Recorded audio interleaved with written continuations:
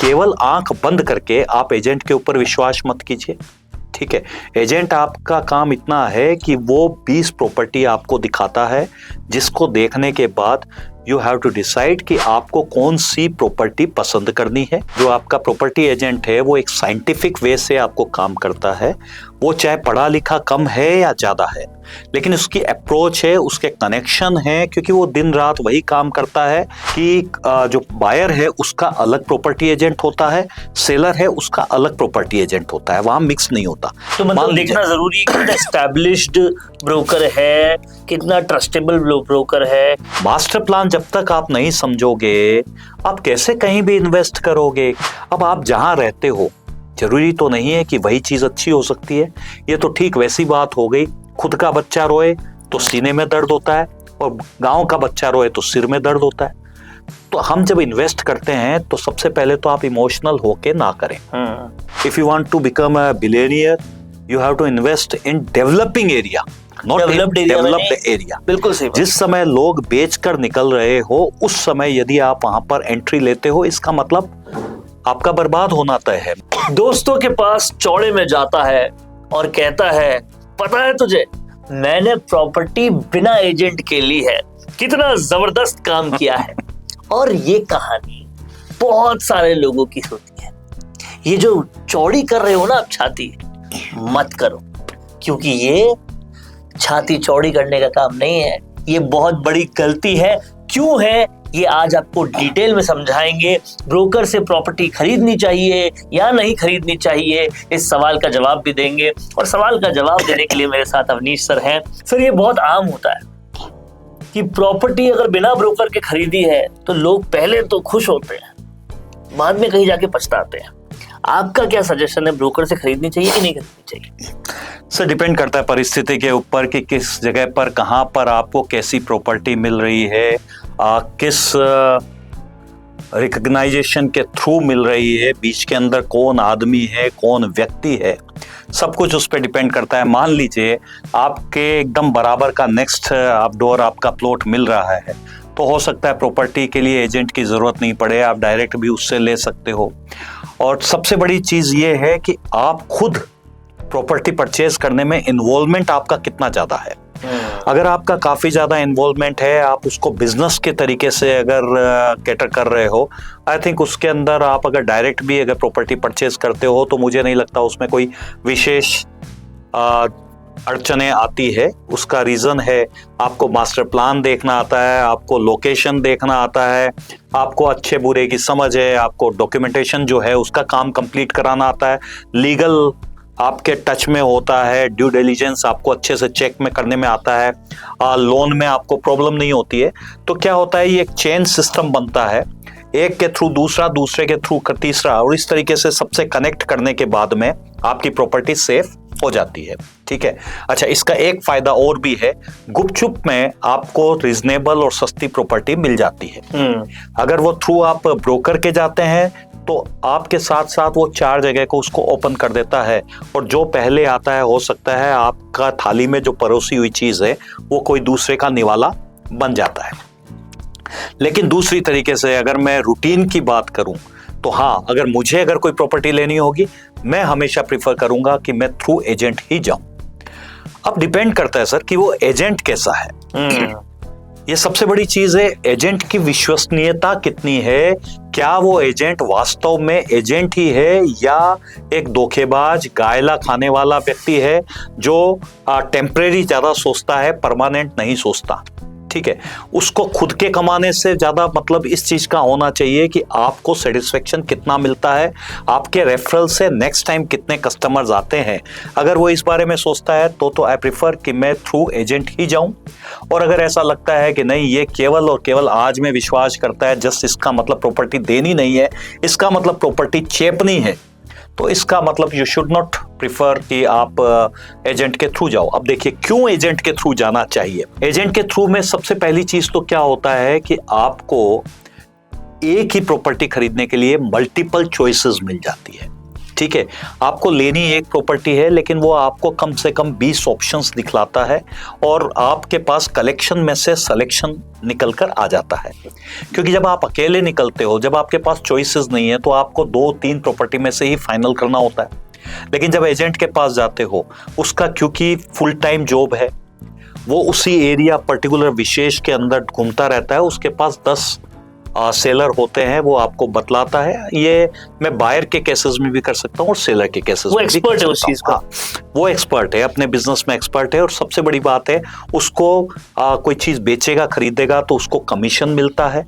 That's why वो उसके अंदर काफी ज्यादा एंगेजिंग रहता है और आपको भी प्रेफर करता है कि चीज दिलाए। तो अब बाद में डिपेंड करता है सारा कुछ आपके विवेक के ऊपर कि केवल आंख बंद करके आप एजेंट के ऊपर विश्वास मत कीजिए। ठीक है, एजेंट आपका काम इतना है कि वो 20 प्रॉपर्टी आपको दिखाता है, जिसको देखने के बाद यू हैव टू डिसाइड कि आपको कौन सी प्रॉपर्टी पसंद करनी है। और डबल चेक आप उसको भी कीजिए। चेक अगर आप नहीं करेंगे तो कोई भी एजेंट हो, मैं तो बोलता हूं आपके घर का भी मेंबर है, तो प्रॉपर्टी ऐसा नहीं है कि आप शर्ट खरीद रहे हैं। प्रॉपर्टी जीवन में 2-4 बार आप खरीदते हैं, तो उसके लिए आपको टाइम स्पेंड करना होता है। अच्छा, सबसे बड़ी बात है, एक ऐसी चीज है जिसको आप रोज रोज नहीं करते हो, यानी वो आपकी आदत का हिस्सा नहीं है वरुण जी, इसलिए आपको कुछ एक्स्ट्रा एफर्ट्स डालने होते हैं और उसके बाद आप प्रॉपर्टी लेते हो। यानी सर का कहने का मतलब बहुत क्लियर है, डॉक्टर के पास आप इसलिए जाते हो क्योंकि उस बीमारी का इलाज उन्हें ही पता होता है, वैसे ही, और आप उस बीमारी के एक्सपर्ट नहीं हो, वैसे ही क्योंकि आप प्रॉपर्टी के एक्सपर्ट नहीं हो, आप दूसरी चीजों के एक्सपर्ट हो, तो आपको प्रॉपर्टी के डॉक्टर के पास जाना पड़ेगा, आपको ब्रोकर के पास जाना पड़ेगा, इसीलिए आपको उनके पास जाना चाहिए। बेसिकली हम लोग अगर बोले तो जो आपका प्रॉपर्टी एजेंट है वो एक साइंटिफिक वे से आपको काम करता है। वो चाहे पढ़ा लिखा कम है या ज्यादा है, लेकिन उसकी अप्रोच है, उसके कनेक्शन है, क्योंकि वो दिन रात वही काम करता है। अगर किसी को प्रॉपर्टी बेचनी है तो उसको मालूम नहीं है कि वरुण जी कहाँ पर रहते हैं, क्या वरुण जी को प्रॉपर्टी चाहिए, वो उनसे कनेक्ट नहीं करता। लेकिन उसको लगता है कि किसी ने प्रॉपर्टी के नाम से शॉप खोल रखी है, तो अपनी क्वेरी जाके उसको बतलाता है कि साहब मेरे पास ये जमीन है, I just want to sell out my property, then if you have any buyer then you should मतलब मुझे कनेक्ट कीजिए। 1% बचाने के चक्कर में नॉन ब्रोकर नहीं होना चाहिए। सर, हमारे इंडिया के अंदर है कि हम लोग 2% के ऊपर काम करते हैं, 1% जो बायर का देता है, 1%। अगर आप यूएस साइड में, बाहर की साइड, यूरोपियन साइड में जाते हैं तो वहाँ 5-5, 6-6% का आपका कमीशन होता है। लेकिन वहाँ पर एक ऑथेंसिटी होती है, वहाँ पर यह भी होता है कि जो बायर है उसका अलग प्रॉपर्टी एजेंट होता है, सेलर है उसका अलग प्रॉपर्टी एजेंट होता है, वहाँ मिक्स नहीं होता। क्योंकि अगर दोनों एजेंट एक ही होता है तो नॉर्मली क्या होता है कि वो मिक्स मैच होकर किसको फायदा दे रहा है पता नहीं लगता। सेकंड, अगर आप प्रॉपर्टी के थ्रू किसी एजेंट के थ्रू जानते हो तो सबसे बड़ी चीज है वो कितना विश्वसनीय है, उसने पहले किन किन लोगों को कितने प्लॉट्स में वो काम कर चुका है, उसकी खुद की क्रेडिबिलिटी कैसी है। कल को उसके थ्रू आप कोई पेमेंट देते हो, हार्ड कैश आप जब देते हो, कहीं वही बीच का आदमी लेकर उसमें गायब तो नहीं हो जाएगा। उसके बाद आप पर्टिकुलर सामने वाला, मान लीजिए जो सेलर है वो आपसे लाख रुपए गज मांगता है और ये आपको 1,25,000 रुपए बताता है, तो कहीं बीच का गायला तो नहीं है। उसके बाद उसकी खुद की क्रेडिबिलिटी कैसी है, या वो सामने वाला कल को किसी डील में किसी तरह की प्रॉब्लम होती है, इन दैट केस वो दोनों पार्टीज पे कितना प्रेशर बना सकता है। तो मतलब देखना जरूरी है कितना एस्टैब्लिश्ड ब्रोकर है, कितना ट्रस्टेबल ब्रोकर है, कितने सालों से वो काम कर रहा है, ये सब जरूरी है। क्योंकि आज घर घर के अंदर प्रॉपर्टी ब्रोकर्स बने हुए हैं। हर कोई एक दुकान क्या लेनी है, सब एक 10,000 5,000 रुपए किराए की शॉप लेता है, 4 कुर्सियां लगाता है, एक टेबल लगाता है और प्रॉपर्टी ब्रोकर ऊपर लिख देता है। जिस समय आप फर्स्ट टाइम वहां जाते हो, आपको क्या मालूम है कि सर ये कितना पुराना है, इसकी रिलायबिलिटी कितनी है, उसने कितना काम किया हुआ है, और क्या सबसे बड़ी बात है कि क्या उसके पास वास्तव में दूसरे बेचने वाले लोग या खरीदने वाले लोग आते हैं, उसकी रिलायबिलिटी कितनी है, क्या वो सौदे को भुगता सकता है। सबसे बड़ी बात है पोस्ट सेल वो कितनी आपको सर्विसेज देता है। ठीक है, हर चीज पॉइंट के ऊपर। आज चलिए हम लोग एक नॉर्मल बात करते हैं, आपको आज कोई प्रॉपर्टी लेनी है, हम अपने ऊपर बात करते हैं ना सर। मैं क्या करूंगा, मैं क्या सीधा सबसे पहले मुझे मास्टर प्लान देखना है, मुझे आता ही नहीं है, क्योंकि मैं तो मेरे बिजनेस में इतना बिजी हूं कि मास्टर प्लान होता क्या है आई डोंट नो। ठीक सही है। बात। मास्टर प्लान जब तक आप नहीं समझोगे, आप कैसे कहीं भी इन्वेस्ट करोगे? क्योंकि मास्टर प्लान के बाद ही आपकी जो फ्यूचर ग्रोथ है वो क्लियर है। कहाँ पर रिंग रोड है, कहाँ मेट्रो है, कहाँ रेलवे स्टेशन है, कहाँ पर आपका बस स्टैंड है, ये तो आप लोग जानते हैं। लेकिन सेक्टर रोड्स की कनेक्टिविटी क्या है, फ्यूचर ग्रोथ कहाँ आनी है, कहाँ पर आपके पार्क्स वगैरह हैं जो फ्यूचर के अंदर आपके मैप्स के अंदर छिपे हुए हैं, वो आपको नहीं मालूम है। तो जब आप किसी एजेंट के पास नहीं जाओगे तब तक आप किसी भी चीज के लिए अवेयर नहीं है। सबसे पहले तो यू डोंट नो कि आपको इन्वेस्ट कहाँ पर करना है, कौन सी जगह शहर की है जो बढ़ रही है। तो बेसिकली सबसे पहले आप एजेंट के पास जाते हो। एजेंट, अच्छा यहाँ एक चीज और है, आप एक पर्टिकुलर विशेष एरिया के अंदर अपनी मास्टरी कर सकते हो। लेकिन आज एक जो सिटी है उसके अंदर 50 लोकेशन है, हर लोकेशन पे अलग अलग एजेंट्स है, हर एजेंट अपनी अपनी लोकेशन का मास्टर है, तो आप उससे ज्यादा जस्टिफाई तो कर ही नहीं सकते। बिल्कुल सही बात। तो आप सबसे पहले whenever you want to buy any property और sell out your property, तो आप सबसे पहले वहां पर अलग अलग एरिया में जाके किसी के कहने मात्र से नहीं, मान लीजिए मैं जयपुर की बात करूं, जगतपुरा है, टोंक रोड है, अजमेर रोड है, कालवाड़ रोड है, सिक्कर रोड है, दिल्ली रोड है। अब आप जहां रहते हो जरूरी तो नहीं है कि वही चीज अच्छी हो सकती है। ये तो ठीक वैसी बात हो गई, खुद का बच्चा रोए तो सीने में दर्द होता है और गांव का बच्चा रोए तो सिर में दर्द होता है। तो हम जब इन्वेस्ट करते हैं तो सबसे पहले तो आप इमोशनल होके ना करें, ठीक है? क्योंकि जरूरी नहीं है कि आपने जो चीज सोची है वही चीज बढ़ेगी। आप उसकी प्लानिंग देखिए, उसके बाद आप इन्वेस्ट कीजिए। अब जिस चीज का आपको नॉलेज ही नहीं है, जिसके अंदर आप घूम भी नहीं सकते, आप कैसे उसके अंदर बाय करेंगे? सही बात एक है। नई लोकेलिटी जो डेवलपिंग एरिया है, मैं हमेशा बोलता हूँ, in case if you want to become a billionaire you have to invest in developing area, not developed area. बिल्कुल सही बात। जिस समय लोग बेचकर निकल रहे हो उस समय यदि आप वहां पर एंट्री लेते हो, इसका मतलब आपका बर्बाद होना तय है। मैं तो आबाद होने की बात ही नहीं कर रहा। तो जिस जगह एरिया डेवलप हो रही है उस जगह आपको उसके मैप तक देखने नहीं आते, क्या क्या चीज आएगी आपको पता नहीं है, तो आप कितना वहां पर घूमोगे वरुण जी? इसलिए आपको सबसे पहले एजेंट को कंसल्ट करना पड़ेगा। 5-6 एरिया हैं, सब जगह देखिए, जो जो आपकी प्रिफरेबल है वहां पर जाके फिर जस्टिफाई कीजिए कि कौन सी जगह बेटर है। अब वहां जाएंगे तो उसको उसी एरिया के क्लाइंटेज उसके पास होंगे, आपको नहीं जानता। वो आपको 25 जगह दिखाएगा, सबके अपने अपने प्रो कॉन्स बताएगा कि इसमें ये प्लस है, इसमें ये है। फिर आप वहां समझिए कि वहां पर रेंटल यील्ड क्या आती है, उसी के अकॉर्डिंग आप देखिए कि उसकी रेट क्या हो सकती है। फिर वो आपको अलग अलग जगह पे रेट्स बताएगा।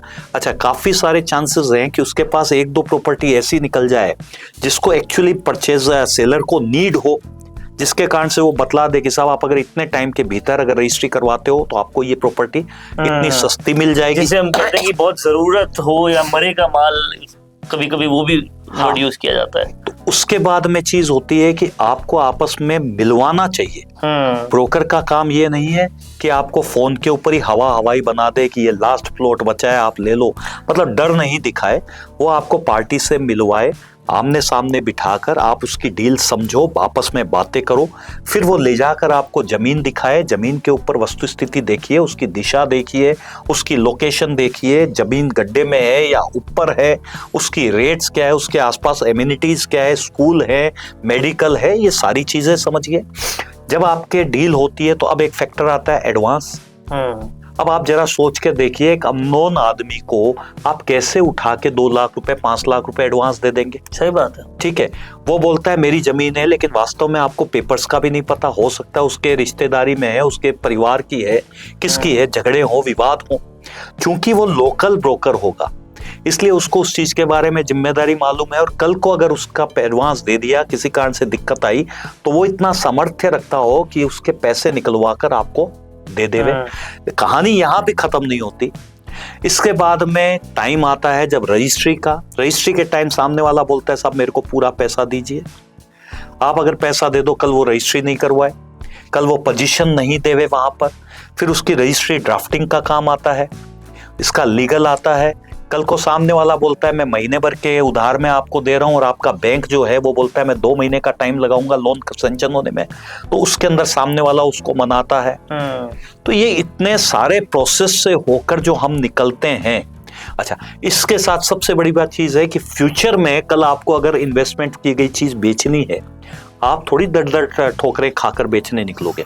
आप इमीडिएटली एजेंट को बोलते हो, साहब मैं तेरे से 1000 गज जमीन ले रहा हूँ, 700 मैं रख लूंगा, 300 तेरा है, 2 टुकड़े ले रहा हूँ, 1 टुकड़ा तेरे को बेचना है, जिससे आप जस्टिफाई कर लेते हो हाँ ये जेन्युइन है। और चूंकि जब आप बार बार कमाई देते हो तो एक अच्छा ब्रोकर होता है, वो कभी भी आपके साथ गलत नहीं करता। बस मतलब इतना ही है वरुण जी कि जिस समय फर्स्ट टाइम आप किसी भी चीज के अंदर एंट्री करते हो, उस समय आपको हर चीजें अच्छे से समझनी होगी। एक रिश्तेदारी, जैसे आप किसी से रिश्तेदारी निभाने जाते हो, ठीक उसी तरीके से इसमें क्या ऐब है, क्या अच्छा है, क्या बुरा है, कल मैं इसको पैसा दे दूं, मेरा पैसा डूब तो नहीं जाए। अगर ये सारी चीजें देख के करते हो और एक बार आपको मेहनत करनी है, या तो पहली डील के साथ आपको क्लियर हो जाएगा कि यह आदमी सही नहीं है, तो ठीक है, अब पछताने से क्या हो, दूसरी बार आप उसको बदल लीजिए। और अगर आप फेथ हो तो फिर उसी जगह के अंदर दूसरी जमीनें उससे ले लीजिए। एजेंट के साथ होना बुरा नहीं है, बशर्ते वो एजेंट सही हो। मुझे नहीं लगता कि इंटरनेट के अंदर आप कोई इतना डिटेल्ड में आपको ब्रोकर वर्सेस नॉन ब्रोकर पे होने वाला वीडियो मिलेगा। तो अगर आप प्रॉपर्टी खरीदना चाह रहे हो और इस असमंजस में हो कि ब्रोकर वाली ले कि नॉन ब्रोकर वाली ले, तो एक बार ये वीडियो जरूर देखिएगा, क्योंकि गूगल तो आपने किया होगा और ये वीडियो आपको पूरी और सारी जानकारी इसके बारे में देने वाला है। एवीएम प्रॉपर्टीज इसी तरीके से आपको हर मुद्दे पर पूरी जानकारी प्रॉपर्टी के बारे में देता है, ताकि आपका इन्वेस्टमेंट जो है वो अच्छा रहे और सटीक रहे। और ऐसे ही और वीडियोस के साथ हम मिलते रहेंगे, आपको देखते रहिए AVM properties. Thank you sir.